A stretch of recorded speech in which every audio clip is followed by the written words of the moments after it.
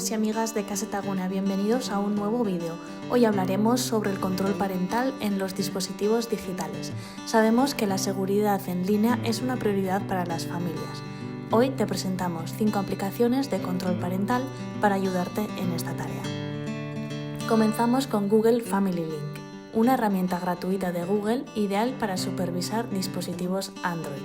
Con esta app puedes establecer límites de tiempo de uso, aprobar o bloquear aplicaciones que tus hijos quieran descargar, ubicar el dispositivo de tus hijos en tiempo real y supervisar su actividad en línea. Para comenzar a usar Family Link, descarga la aplicación desde la Google Play Store y sigue las instrucciones para vincular la cuenta de tu hijo.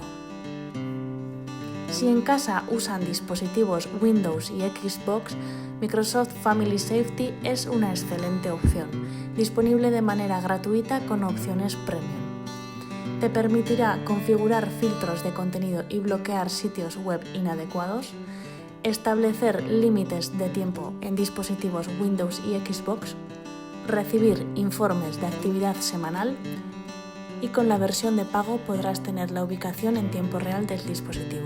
Para utilizar Microsoft Family Safety, descarga la aplicación desde Microsoft Store o Google Play Store y configura una cuenta familiar.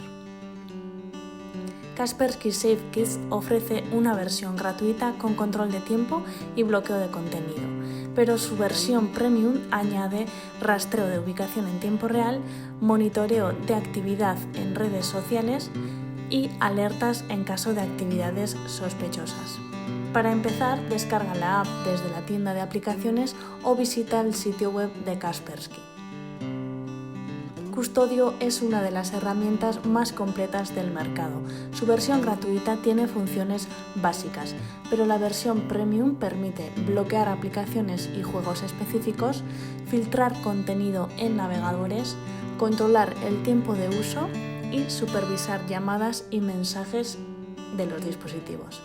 Para comenzar, descarga la aplicación desde su sitio web o la tienda de aplicaciones de tu dispositivo.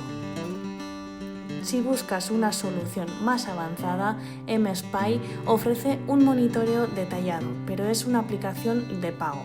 Con ella podrás leer mensajes y registros de llamadas, rastrear ubicación GPS en tiempo real, supervisar actividades en redes sociales y ver el historial de navegación y archivos multimedia.